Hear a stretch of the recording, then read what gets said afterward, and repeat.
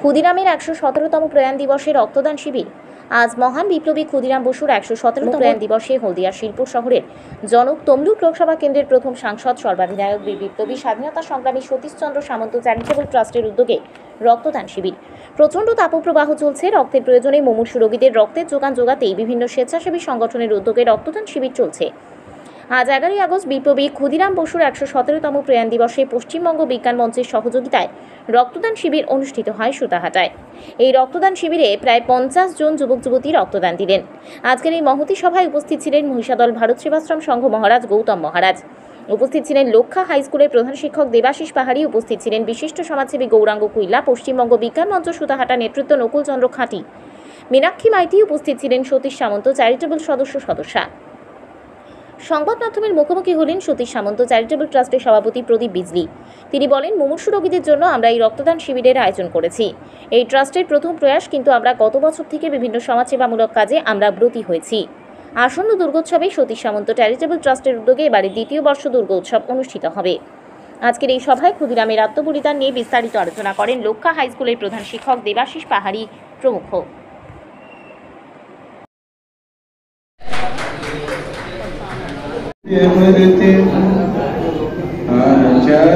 आचार्यरूपं प्रणवं आचार्यरूपं प्रणवं भजामि आचार्यरूपं प्रणवं। नमस्कार। কারণ প্রবীণ বিজ্ঞ ব্যক্তিরা আছেন, তারা করবেন। খুব সংক্ষেপে কয়েকটি কথা বলবেন, খুব সংক্ষেপে। যে আমাদের ভারতবর্ষ, যে ভারতবর্ষে অসংখ্য ঋষি মহাপুরুষের আবির্ভাব স্থল, তার মধ্যে অবিভক্ত মেদিনীপুরে আমাদের ক্ষুদিরাম, আমাদের শ্রী সতীশ সামন্ত সর্বাধিনায়ক, এনাদের যে আবির্ভূত হওয়ার তৎকালীন যে সময়, আমি ছোট্ট একটি ঘটনা বলব।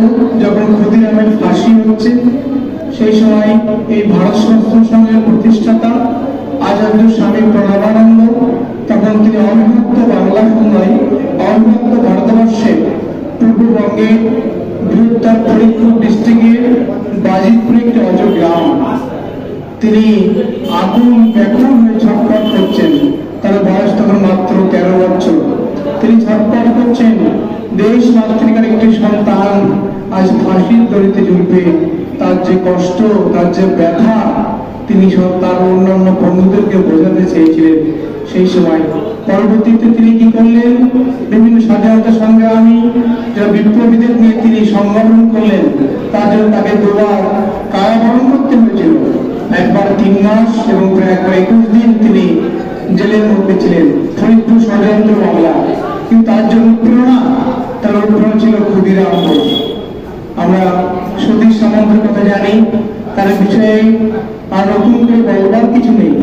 তো এই যে বীর সন্তান আমাদের মেদিনীপুরে তারা আবির্ভূত হয়েছিলেন বলে কিন্তু আমরা গর্বিত আজ মেদিনীপুরবাসী।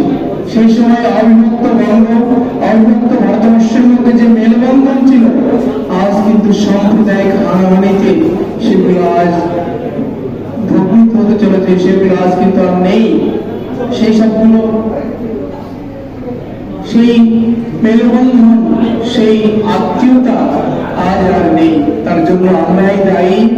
আমাদের ভাতৃবন্ধন কয়েকদিন আগে জানি আমরা রাখি পূর্ণিমা উৎসব পালন করেছি। রাখি পূর্ণিমা সম্পর্কে অনেক বলার ইচ্ছা ছিল, আমরা কয়েকদিন আগেও বলেছি। এই বঙ্গে রবীন্দ্রনাথ ঠাকুর তিনি কিন্তু ১৯০২ সালে সম্ভবত রাখি পূর্ণিমা প্রবর্তন করেছিলেন, যে হিন্দু মুসলিম ভাই ভাই করে। তিনি সকলকে ডেকেছেন, সমস্ত দায়িত্ব যেন হিন্দুদের উপরে বর্তায়। হিন্দুরা কেন মুসলমানকে রাখি পরাবে, রাখি পরিয়ে তাদের হাতে রাখি দিয়ে আমরা এই বঙ্গকে ভাগ করব না। অনেক চেষ্টা, অনেক প্রয়াস তিনি করেছেন, কিন্তু বাস্তবে আমরা কি দেখেছি, বঙ্গ কিন্তু ভঙ্গ হয়েছে, ভারতবর্ষ দ্বিখণ্ডিত হয়েছে। দ্বিখণ্ডিত নয়, ৩ ভাগে বিভক্ত হয়েছে, বাংলাদেশ, পাকিস্তান এবং ভারত। তার জন্য কি দায়ী? আমাদের অতিরিক্ত উদারতা। আমরা আমাদের নিজস্ব স্বকীয়তাকে আজ ভুলতে বসেছি। আমাদের যে অবস্থানকে আমরা ভুলতে বসেছি। তাই বন্ধুগণ, আজ যারা শুনছেন, যারা প্রচার করেন, যারা সংগঠন করেন, আমি সকলকে অনুরোধ করব যে ভারতবর্ষের স্বকীয়তা এবং হিন্দুত্ব, ভারতীয়তা এবং হিন্দুত্ব এই দুটি কিন্তু আলাদা নয়। হিন্দুত্ব মানে কোনো রাজনৈতিক সংগঠন নয়, হিন্দুত্ব মানে কোনো ব্যক্তিগত সংগঠন নয়, হিন্দুত্ব মানে আমাদের আদর্শ। যে আদর্শ আসল হিমালয় থেকে সিন্ধু প্রদেশ পর্যন্ত আমাদের হিন্দুত্ব আছে, হিন্দুত্বের রক্ত আমাদের মধ্যে আছে। হিন্দু নামটি শুনলে কিন্তু আমাদের ভিতরে একটা তরঙ্গ হইবে। সেই হিন্দুত্ব বোধ প্রতিটি সন্তানের মধ্যে আজ বোধ হওয়া চাই, সেই ব্যক্ত হওয়া চাই। সকলে ভালো থাকুন, নমস্কার। এর পরে কেক আর পেস্ট্রিতে জিবে জল সপারি, ওয়াও আশাতে লাজবাব নিউ বিদ্যুৎ বেকারি। রাজলক্ষ্মী জুয়েলারি ওয়ার্কস, রাজলক্ষ্মীর মধুদার মধুর মতো ব্যবহার। দুর্গা চক, বাসন্তী ভবন, দুর্গা মন্দিরের পাশে, সুপার মার্কেটের বিপরীতে, হলদিয়া। আজকে এই পবিত্র সকালে বীর বিপ্লবী শহীদ ক্ষুদিরাম বসুর আত্মবলিদান দিবস উপলক্ষে সুতাহাটার সর্বাধিনায়ক সতীশচন্দ্র সামন্ত চ্যারিটেবল ট্রাস্টের আয়োজনে, সাথে সাথে হলদিয়া মহকুমা হাসপাতালের প্রখ্যাত চিকিৎসক ও চিকিৎসাকর্মীদের সহযোগিতায় এবং পশ্চিমবঙ্গ বিজ্ঞান মঞ্চ ও জীবনদীপ ভলান্টারি ব্লাড ডোনার্স অ্যাসোসিয়েশনের যৌথ সাহচর্যে এক শুভ কাজ, মহৎ কাজে আমরা এখানে সামিল হয়েছি। রক্তদান শিবির আয়োজিত হচ্ছে। অনেক মানবিক গুণসম্পন্ন মানুষ স্বেচ্ছায় রক্তদান করে মুমূর্ষু রোগীদের বাঁচান। আজকের দিনের আমার এটাই বলার, এই যে মহৎ যে স্পিরিট যেটা ওরা দেখিয়েছেন, এই স্পিরিট সকলের মধ্যে সঞ্চারিত হোক। বিপ্লবীর যে রক্ত বিপ্লব কখনো মারা যায় না। শহীদ ক্ষুদিরাম বসুর সেই যে ত্যাগ, সেই যে আত্মবলিদান, তার যে আদর্শ মানব প্রেম, তার সামান্যতম অংশও আমাদের সবাইয়ের মধ্যে সঞ্চারিত হোক, এটাই আমার আশা এবং আকাঙ্ক্ষা। আমি দেবাশিস পাহাড়ি, প্রধান শিক্ষক, লক্ষ্যা হাই স্কুল। আজ আমাদের শুধু বাংলা নয়, সারা ভারতবর্ষে যার নাম উজ্জ্বল নক্ষত্রের মতন আছেন, সেই বিপ্লবী বীর বিপ্লবী ক্ষুদিরাম বসুর আত্মবলিদান দিবস। এই আত্মবলিদান দিবসে আমরা আজকে সতীশ সামন্ত চ্যারিটেবল ট্রাস্টের পক্ষ থেকে আমরা এই কর্মসূচি নিয়েছি। রক্তদান শিবির, চারা গাছ বিতরণ এবং আমাদের এই এলাকায় কিছু মানুষকে আমরা বিভিন্ন সাহায্য বিভিন্নভাবে করছি। এবং এই অনুষ্ঠান আমরা যে শুরু করেছি, এটা আমাদের প্রথম বছর। আমরা শুধু রক্তদান দিয়ে শুরু করেছি এবং আমাদের এই ট্রাস্টের পক্ষ থেকে আমরা আরও বিভিন্ন অনুষ্ঠান আমরা করব। এবং শুধু অনুষ্ঠান নয়, আমরা যে সমস্ত কর্মসূচি করতে চাই, যার জন্য এই ট্রাস্টটা আমরা করেছি, আমরা বৃক্ষরোপণটাই আমাদের মূল উদ্দেশ্য। আমরা সারা জেলা জুড়ে বিভিন্ন জায়গায় আমরা বৃক্ষরোপণ করেছি 1 বছর ধরে। এবং আমাদের সামনে শারদীয় উৎসব আছেন, সেই শারদীয় উৎসবেও আমরা এখানে এই সুতাহাটা বাজারেই আমাদের এই ট্রাস্টের পক্ষ থেকে আমরা শারদীয় উৎসব করব এবং বস্ত্র বিতরণ অনুষ্ঠান হবে, ভোগ প্রসাদ বিতরণ হবে।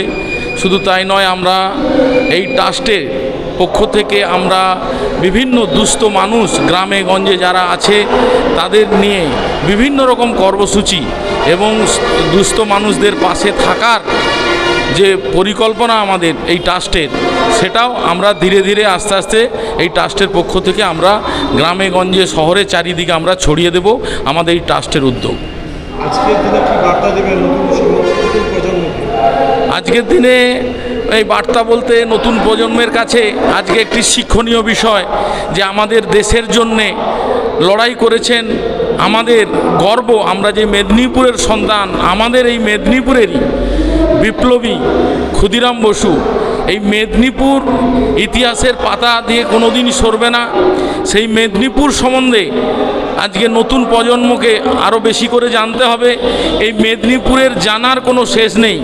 এই মেদিনীপুরে আমরা যে ট্রাস্ট করেছি, এই ট্রাস্টের যে যার উদ্দেশ্যে আমরা ট্রাস্ট করেছি, তিনি হচ্ছে একটা সময় আমাদের এই হলদিয়া তমলুক সাবড়ি এর আমাদের এমপি ছিলেন, মন্ত্রীও ছিলেন, এবং শুধু তাই নয়, যে নামে উনি বিখ্যাত সেই অবিভক্ত মেদিনীপুরের উনি সর্বাধিনায়ক ছিলেন। ভারতবর্ষের প্রথম স্বাধীন হয়েছিল আমাদের এই তাম্রলিপ্ত জেলা, আর এই তাম্রলিপ্ত জেলার মুখ উজ্জ্বল করেছিলেন সম্মানীয় বিপ্লবী আমাদের সতীশচন্দ্র সামন্ত। ওনার উদ্যোগেই আজকে আমাদের হলদিয়া বন্দর গড়ে উঠেছেন। এই হলদিয়া বন্দরের সাথে সাথে বন্দরকে লক্ষ্য করে সারা হলদিয়া জুড়ে বিভিন্ন ছোটোখাটো কলকারখানা, তৈল শোধনাগার থেকে আরম্ভ করে বিভিন্ন কলে কারখানা আমাদের এই হলদিয়া বন্দরকে লক্ষ্য করে। অতএব এই হলদিয়ার বন্দরের প্রতিষ্ঠাতা সর্বাধিনায়ক সতীশ সামন্তকে মানুষ, নতুন প্রজন্ম যাতে ভুলে না যায় তার নাম স্মরণ করেই আমরা এই ট্রাস্ট করেছি। এই ট্রাস্টের উদ্দেশ্য অনেক মহৎ। উনি যে সমস্ত মহৎ কাজ করে গেছেন সেই সমস্ত মহৎ কাজকেও আমরা এই ট্রাস্টের মাধ্যমে এই নতুন প্রজন্মের কাছে আমরা তুলে ধরতে চাই। আমার নাম প্রদীপ বিজলি, আমি এই সতীশ সামন্ত ট্রাস্টের সভাপতি। কেক আর পেস্ট্রিতে জিবে জল সপারি, ওয়াও আশাতে লাজবাব নিউ বিদ্যুৎ বেকারি, টিপটপ টিফিনে और हैप्पी पार्टी নিউ বিদ্যুৎ বেকারি, মানডে টু সানডে ছোট বড় সবার পছন্দ একটাই, নিউ বিদ্যুৎ বেকারি প্রতিদিন চাই চাই না না না না না। নিউ বিদ্যুৎ বেকারি। রাজলক্ষ্মী জুয়েলারি ওয়ার্কস, রাজলক্ষ্মীর মধুদার মধুর মতো ব্যবহার। দুর্গা চক, বাসন্তী ভবন, দুর্গা মন্দিরের পাশে, সুপার মার্কেটের বিপরীতে, হলদিয়া।